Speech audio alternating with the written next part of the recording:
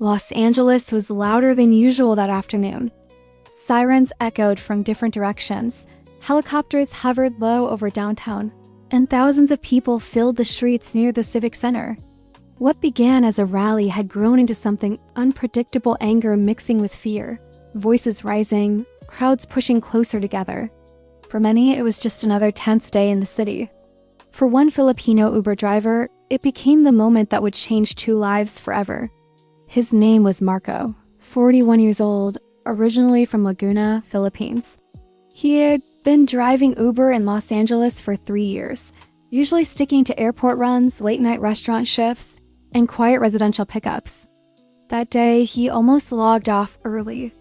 Traffic was heavy, roads were being closed, and rallies always meant trouble. But like many overseas Filipinos, Marco carried a habit he never fully shook off, pushing through discomfort for the sake of responsibility. He had a family back home depending on him. Every ride mattered. At 3:47 p.m., his phone buzzed. Pickup request, female, 1 passenger. Location, 2 blocks from the rally perimeter. He hesitated. The app warned of possible delays. Police barricades were already appearing on his map. He considered declining. Then he accepted. The pickup pin was outside a coffee shop that had its windows boarded up earlier that morning. Marco pulled over as close as he could, hazard lights on. He scanned the sidewalk carefully. People were moving fast now, some chanting, some arguing, some filming everything on their phones. Then he saw her. She looked young. Early 20s maybe. Wearing a hoodie, backpack slung over one shoulder. She wasn't looking at her phone like most riders. She was looking over her shoulder again and again. Marco felt it immediately. That quiet alarm in the chest. A feeling many Filipinos recognize instinctively. Something isn't right. She reached the car and got in quickly, locking the door behind her without being asked. "Hi," she said, voice shaky. "Can you just—" "Please go. Anywhere, just drive." Marco didn't ask questions. He put the car in gear and pulled away slowly, carefully navigating through traffic cones and pedestrians. As they moved farther from the crowd, he glanced at her in the rearview mirror. Her hands were shaking. She kept checking the side mirrors. "You okay, miss?" he asked calmly. She swallowed. I think someone was following me." Marco nodded. He didn't press her. In Filipino culture, when someone is scared, you don't interrogate, you create safety first. The rally had grown chaotic fast. Protesters and counter-protesters collided. Police lines shifted without warning. People who were just trying to leave found themselves trapped between shouting groups. For someone alone, especially a young woman, it was dangerous. She explained slowly. She had come to document the rally for a school project. Journalism student. She stayed longer than planned. When things escalated, she tried to leave. That's when she noticed a man mid-30s, baseball cap, black jacket appearing everywhere she turned. At first, she told herself she was imagining it.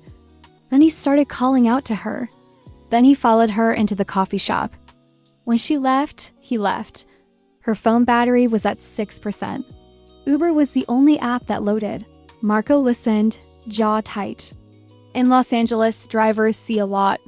Drunk passengers, arguments, tears at 2 a.m. But this was different. This wasn't drama. This was fear. He asked gently, "Did he touch you?" She shook her head. "Not yet." Yet that word sat heavy in the car. As they approached a red light, Marco noticed something in his mirror. A sedan behind them had been tailing them since they left the area. He changed lanes. The sedan changed lanes. He slowed slightly. The sedan slowed. Marco didn't say anything yet. He didn't want to scare her more, but his hands tightened on the steering wheel.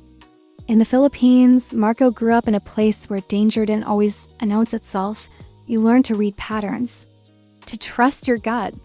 His father, a jeepney driver, taught him one thing above all else. Kapag ne mali, huwag kang magatubili. Mas mabuting mapakisa may masaktan. If something feels wrong, don't hesitate. Better embarrassment than injury. Marco took a sudden right turn legal, but unexpected.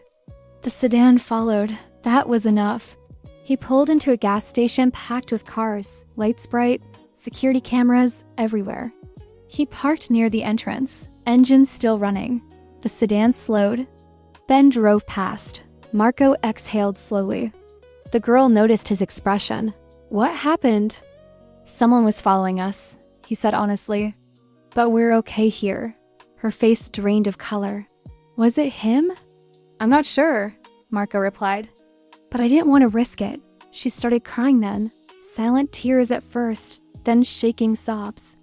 Marco handed her a tissue from the glove compartment, the same box he kept for airport goodbyes and late-night confessions.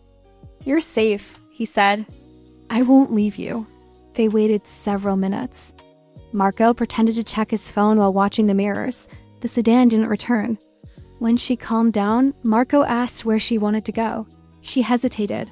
Can you take me to a police station? Of course, he didn't end the trip. He turned off the app so the system wouldn't reroute him. He drove calmly, deliberately, staying on busy roads. At the station, officers took her statement seriously. They reviewed nearby camera footage from the gas station. One officer nodded slowly. You did the right thing, he told Marco. If you had kept driving, this could have ended very differently. The girl looked at Marco like she was seeing him clearly for the first time. I don't even know your last name, she said softly. But you saved me. Marco shook his head. I just drove. But that wasn't true. Anyone could drive. Not everyone notices. Not everyone cares. Not everyone acts. Later that night, Marco sat in his car outside his apartment, engine off, hands still on the wheel. He thought about how close it had been.